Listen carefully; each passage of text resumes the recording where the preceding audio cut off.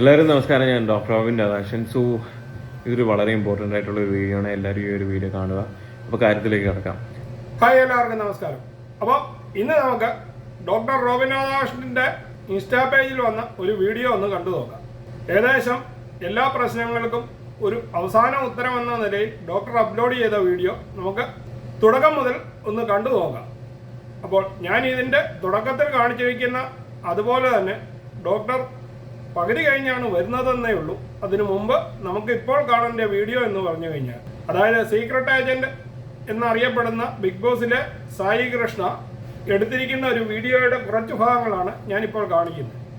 അത് ഡോക്ടറുമായി ഏറ്റവും കൂടുതൽ ശത്രുതയുള്ള ശാലു പേയാടുമായിട്ടുള്ള ഒരു വീഡിയോ കോളാണ്. കാരണം അന്ന് ഡോക്ടറും ശാലു പേയാടുമായിട്ടുള്ള ഇഷ്യൂവിൻ്റെ തുടക്കത്തിലെ ആരതിപ്പൊടിയെ എന്തോ പറഞ്ഞു എന്നും അത് കഴിഞ്ഞ് ഇവർ തമ്മിൽ തെറ്റിയതുമായിട്ടുള്ള കാര്യങ്ങൾ പറഞ്ഞു തുടങ്ങിയ ഈ വീഡിയോ അതിപ്പോൾ എടുത്തിരിക്കുന്നതാണ്. അന്നത്തെ കാര്യമാണ് ഈ പറഞ്ഞു തുടങ്ങിയിരിക്കുന്നത്. അതിനകത്ത് പരസ്പരം അറിയാതെ പോയ കാര്യങ്ങളുമാണ് ഇപ്പോൾ ശാലു പേയാടും സീക്രട്ട് ഏജന്റും തമ്മിൽ സംസാരിക്കുന്നത്. അതിനുശേഷം നമുക്ക് ഡോക്ടറുടെ വീഡിയോ കാണാം. അപ്പോൾ സീക്രട്ട് ഏജന്റുമായി സംസാരിക്കുന്ന ശാലു പേയാടിനെ നമുക്കിപ്പോൾ ഒന്ന് കണ്ടു നോക്കാം. അല്ല, റെക്കോർഡിംഗ് ആണ് ആദ്യം.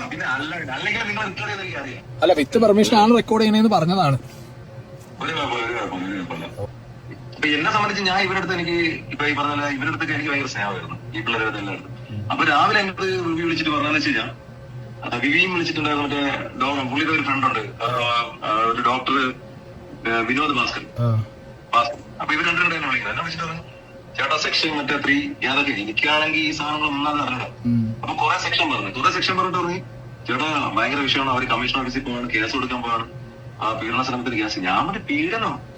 ആ ചേട്ടാ അത് മറ്റേ ത്രെട്ടണി അത് ഇത് പിന്നെ എന്താണ് പറയുന്നത്, മറ്റേ ഇതിനെന്തിൽ പറഞ്ഞത്, മറ്റേ എന്താണ് നമ്മളിങ്ങനെ വേറെ സാധനം ഡിഫമേഷൻ. ആ ഡീഫർമേഷൻ. ഞാൻ അതൊക്കെ ചെയ്തെന്ന് പറഞ്ഞപ്പോ ഞാൻ ഇതൊക്കെ ഇതൊക്കെ വിവിയാണ് നിങ്ങളോട് പറയുന്നത്. ആ എന്റെ അടുത്ത് വിളിച്ചിട്ട് പറയാണ്, ചേട്ടാ നിങ്ങളത് അവരിപ്പോ കേസ് എടുക്കുന്നത്, പിന്നെ ഇവിടുത്തെ ഏറ്റവും വലിയൊരു അഡ്വക്കേറ്റ് ആണ് കേസ് എടുക്കുന്നത്, പിന്നെ ഏതോ ഒരു MLA കൊണ്ട് വിളിച്ച് പറയിക്കണമെന്നൊക്കെ പറഞ്ഞു. അപ്പൊ ഞാനാണെങ്കിൽ ഒരു പടത്തിന്റെ ഷൂട്ടിലായിരുന്നേ. അപ്പൊ എനിക്കാണെങ്കിൽ ഒരു ഐഡിയ ഇല്ല എന്ത് ചെയ്യണം എന്നുള്ളത്. കാരണം രാവിലെ 8:30 മണിക്ക് ഇവര് സ്റ്റേഷനിൽ പോകണമെന്ന് പറയുന്നത്. അപ്പൊ 8 മണിക്കാണ് എന്റെ അടുത്ത് എല്ലാം വിളിച്ച് സംസാരിക്കുന്നത്. അരമണിക്കൂർ കൊണ്ട് ഞാൻ എന്ത് ചെയ്യേ? പിന്നെ ആൾറെഡി ഞാൻ പറയണം, നമ്മളിങ്ങനെ പെട്ടെന്ന് ഒരു സുപ്രാതിൽ ഒരാളെ വിളിച്ചിട്ട് പീഡിപ്പിക്കാൻ ശ്രമിച്ച് മറ്റേ ത്രെട്ടണി മറ്റേ എന്താണ് മറ്റേ നേരത്തെ പറഞ്ഞത് ആ സാധനം എന്നൊക്കെ പറയുമ്പോ ഞാൻ ആൾപ്പാടെ എനിക്കൊന്നും അറിയാം എന്ത് ചെയ്യണമെന്നോ. അപ്പൊ ഞാൻ ആൾപ്പാടെ വിളിച്ചത് മൂപ്പനെയാണ്, ആ യൂട്യൂബ് മൂപ്പനെ. മൂപ്പനെ വിളിച്ചിട്ട് പറഞ്ഞ ചക്കര ഇങ്ങനെ ഒരു സംഭവം ഉണ്ട്. പുറത്തുനിന്ന് വിവി പറഞ്ഞുകൊണ്ടിരിക്കല്ലേ, ഇപ്പൊ ശരിയാക്കി തരും ഇപ്പൊ ശരിയാക്കി തരും ഇവൻ പറഞ്ഞുകൊണ്ടിരിക്കല്ലേ. ഇവൻ ഇതേപോലെയാണ് എല്ലാരും മാനിപ്പുലേറ്റ് ചെയ്യുന്നത്.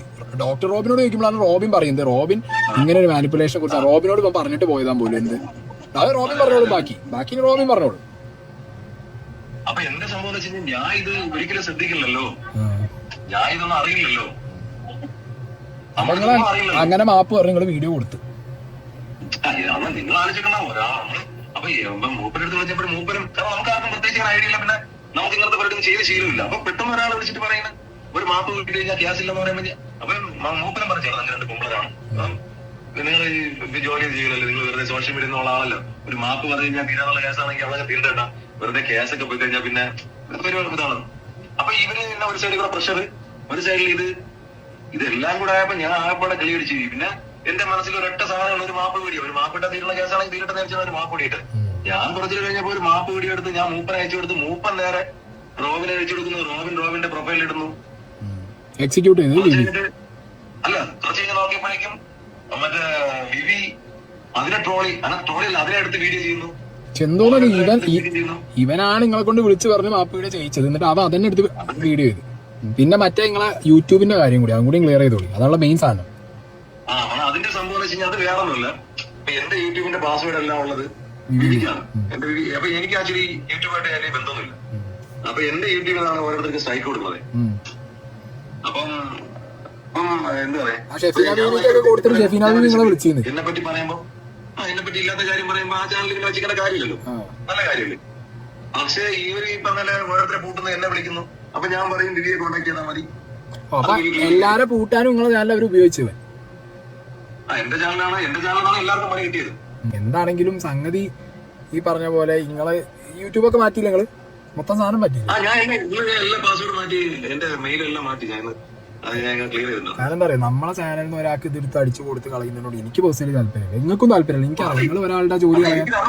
എനിക്ക് ഇതിനെ പറ്റി അറിയില്ല, ഇങ്ങനെ ഒരു സംഭവം ഉണ്ടെന്ന്, ഇങ്ങനെ അടിച്ചാൽ ഇങ്ങനെ സംഭവിക്കുന്നു, ഇതൊന്നും എനിക്ക് അറിഞ്ഞൂടാ. ഓരോരുത്തർ എന്നെ വിളിച്ച് പറയുമ്പോഴാണ് ഞാൻ ഇങ്ങനെയൊക്കെ സംഭവം ഉണ്ടാവും.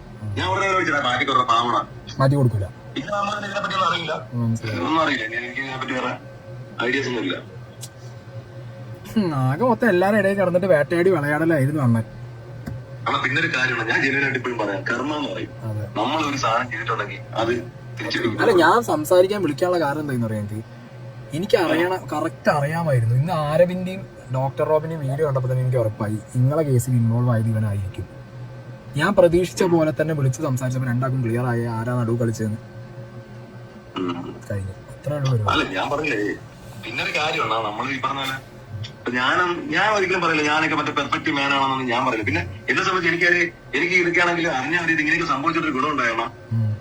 ഇപ്പൊ നമ്മുടെ സമൂഹത്തിലൊക്കെ സോഷ്യൽ മീഡിയയിലൊക്കെ കട്ടക്ക് നിൽക്കാനുള്ള ധൈര്യം വന്നു. ഇനി ഇതെല്ലാം ഇതിന്റെ അപ്പുറം നമ്മൾ ചെയ്യും. കാരണം ഒന്നും ഇല്ലാത്തൊരു കാര്യത്തിനെ ഇത്രയും വലുതാക്കി ഇനിയിപ്പോ ചെയ്തിട്ട് നിന്നാലും നിലനിന്നുള്ളൊരു ധൈര്യം വന്നു. ഇനിയിപ്പോ പേടിയൊന്നുമില്ല. പിന്നെന്ന് വെച്ച് കഴിഞ്ഞാൽ ഈ പറഞ്ഞ ഞാൻ പറയണ, നമ്മളൊരു തെറ്റ് ചെയ്തിട്ട് നമ്മളത് ഫേസ് ചെയ്യേണ്ടി വന്നു കഴിഞ്ഞാൽ ഓക്കെ. പക്ഷെ നമ്മൾ ചെയ്യാത്തൊരു കാര്യം നമ്മൾ ചെയ്തെന്ന് പറയുമ്പോ ഒരു വിഷം എവിടെ പോയാലും പോയാലത്തന്മാരൊന്ന് ചോദിക്കും, ഇവിടെ നീ മറ്റേ റോബിനെ കുറ്റം പറഞ്ഞ ആളല്ലേ. എനിക്കാണെങ്കിൽ അത് കേൾക്കുമ്പോഴേ മനസ്സിലായില്ലേ ആദ്യമാണ് കുറ്റം പറഞ്ഞത്. എന്തായാലും സീൻ മാറി, എല്ലാം ക്ലിയർ ആയി, എല്ലാവർക്കും പരസ്പരം മനസ്സിലായി. അവനവന്റെ കാര്യം നോക്കി പോണു, വേറെ സീൻ അത്ര. എല്ലാവരും നമസ്കാരം, ഞാൻ ഡോക്ടർ റോബിൻ രാധാകൃഷ്ണൻ. സോ ഇത് വളരെ ഇതിൽ സെക്രട്ടേറിയറ്റിനോട് ഷാലൂബായോട് പറയുന്നത് നിങ്ങൾക്ക് മനസ്സിലായി കാണുമെന്ന് വിചാരിക്കുന്നു. കാരണം അന്ന് ആരതിപ്പൊടിയുമായിട്ട് ഷാലൂബായോട് എന്തോ സംസാരിച്ചുവെന്നും അത് പിന്നീട് വലിയ ഇഷ്യൂ ആയെന്നും ഷാലൂബായോടിനെതിരെ ഡോക്ടർ കേസ് കൊടുക്കാൻ പോകാൻ തുടങ്ങി എന്നുമാണ് അന്ന് പൊതുവെ ന്യൂസ് വെളിയിൽ വന്നിരുന്നത്. അതേമാതിരി തന്നെ ഷാലൂബായോടിനോടും ഇത് പറഞ്ഞിരുന്നത് മറ്റൊരാളാണെന്നും പിന്നീട് ഇവർ തമ്മിലുള്ള പ്രശ്നങ്ങൾ രൂക്ഷമാകുകയും അതിനുശേഷം ഷാലൂബായോട് നിരത്തിപ്പിടിച്ച് ഇന്റർവ്യൂ നടത്തുകയും റോബിനെതിരെ വളരെ വലിയ ഡീഗ്രേഡിങ് സംഭവിക്കുകയും ചെയ്ത ഒരു വിഷയമായിരുന്നു ഈ പറയുന്നത്. അപ്പോൾ ഇതിനിടയ്ക്ക് വേറെ കളികൾ ഉണ്ടായിരുന്നു എന്നാണ് ഇപ്പോൾ സീക്രട്ട് ഏജന്റ് പ്രൂവ് ചെയ്യാൻ ശ്രമിക്കുന്നത്. ഡോക്ടർ ഇത് മനസ്സിലാക്കി ഈ വീഡിയോ അപ്ലോഡ് ചെയ്തിരിക്കുന്നു. അതിനുശേഷം ഇനിയും ഡോക്ടർ പറയുന്ന ഭാഗങ്ങളാണ് ബാക്കി കേൾക്കേണ്ടത്. നമുക്ക് ഇനി അതൊന്ന് കണ്ടു നോക്കാം. എല്ലാവരും നമസ്കാരം, ഞാൻ ഡോക്ടർ റോബിൻ രാധാകൃഷ്ണൻ. സോ ഇതൊരു വളരെ ഇമ്പോർട്ടൻ്റ് ആയിട്ടുള്ള ഒരു വീഡിയോ ആണ്. എല്ലാവരും ഈ ഒരു വീഡിയോ കാണുക. അപ്പോൾ കാര്യത്തിലേക്ക് കിടക്കാം. ബിഗ് ബോസ് സീസൺ 4 ശേഷമുള്ള ഫെയിം സത്യം പറഞ്ഞാൽ എനിക്ക് ഹാൻഡിൽ ചെയ്യാൻ വേണ്ടി പറ്റില്ല. കാരണം ബിഗ് ബോസിന് മുന്നേ ഉള്ള എൻ്റെ ജീവിതം എന്ന് പറയുന്നത് ഹോസ്പിറ്റലിലെ വീട്, വളരെ കുറച്ച് ഫ്രണ്ട്സ്, ചെറിയൊരു ലോകം വരുന്നുണ്ട്. ബിഗ് ബോസിന് ശേഷം സത്യം പറഞ്ഞാൽ ഒരുപാട് പേരെ എന്നെ ഇഷ്ടപ്പെടുന്നു, ഒരുപാട് പേരെ എനിക്ക് നല്ല രീതിയിൽ സംസാരിക്കുന്നു. ഞാൻ സ്വപ്നം കണ്ടിരുന്ന ഒരു ജീവിതമായിരുന്നു ഞാൻ ആ സമയത്ത് ജീവിച്ചുകൊണ്ടിരുന്നത്. എനിക്ക് പറ്റിപ്പോയ ഏറ്റവും വലിയൊരു പ്രശ്നം എന്ന് വെച്ച് കഴിഞ്ഞാൽ ഞാൻ എല്ലാവരും കണ്ണടച്ചെന്തെയും വിശ്വസിക്കും. ഓക്കെ, അങ്ങനെ കുറച്ച് പേര് കൂടെ കൂട്ടി. അതിൽ പ്രധാനമായിട്ട് എനിക്കിട്ട് പണി തന്നൊരു വ്യക്തി എന്ന് പറയുന്നത് വിവി ഹിയർ എന്ന് പറഞ്ഞ യൂട്യൂബറാണ് സത്യം പറഞ്ഞാൽ എനിക്ക് ഏറ്റവും കൂടുതൽ പണി തന്നത്. ഓക്കെ, ഫോർ ദ പീപ്പിളിലുണ്ടായിരുന്ന വിവി. ഈ വിവി എന്ന് പറഞ്ഞൊരു വ്യക്തിയാണ് അതിലുണ്ടായിരുന്ന മറ്റുള്ള ആൾക്കാരായിട്ട്, ആരുമായിട്ടാണെങ്കിലും വിനീതായിട്ടാണെങ്കിലും മറ്റ് ആരോമലായിട്ടാണെങ്കിലും എല്ലാം ഇഷ്യൂസ് ഉണ്ടാക്കുന്ന ഈ വിവി എന്ന് പറഞ്ഞൊരു വ്യക്തി മാത്രമായിരുന്നു. ഷാലു പേഡ് എന്ന് പറഞ്ഞൊരു വ്യക്തി എൻ്റെ അടുത്ത് വരുന്നതും നല്ല രീതിയിൽ പെരുമാറുന്നുണ്ടായിരുന്നു. സത്യം പറഞ്ഞാൽ ഞങ്ങൾ അങ്ങോട്ടും ഇങ്ങോട്ടും ഒരു രീതിയിലൊന്നും വഴക്കോ കാര്യങ്ങളൊന്നും ഉണ്ടായിട്ടുണ്ടായിരുന്നില്ല. ഓക്കെ, ഇതുവരായിട്ടും നമ്മൾ ഫോണിലോ അല്ലാതെ ഒന്നും വിളിച്ച് ഇന്നേ വരെ ഒരു രീതിയിലുള്ള വഴക്കോ കാര്യങ്ങളൊന്നും ഉണ്ടായിട്ടില്ല.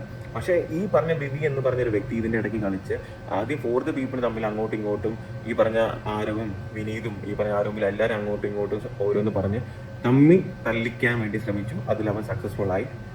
അപ്പോൾ ഇതിന്റെ ബാക്കി ഭാഗം അടുത്ത വീഡിയോയിൽ ഞാൻ അപ്ലോഡ് ചെയ്യുന്നതായിരിക്കും. ഇത് വീഡിയോ വളരെ ലെങ്ത് കൂടിയത് കൊണ്ടാണ് ഞാൻ ഇത് രണ്ടായിട്ട് അപ്ലോഡ് ചെയ്യുന്നത്. അപ്പോൾ ബാക്കി ഭാഗം കാണാനായിട്ട് കുറച്ച് സമയം വെയിറ്റ് ചെയ്യുക. അതിനുശേഷം ബാക്കി ഭാഗം അടുത്ത വീഡിയോ ആയിട്ട് ഞാൻ അപ്ലോഡ് ചെയ്യും.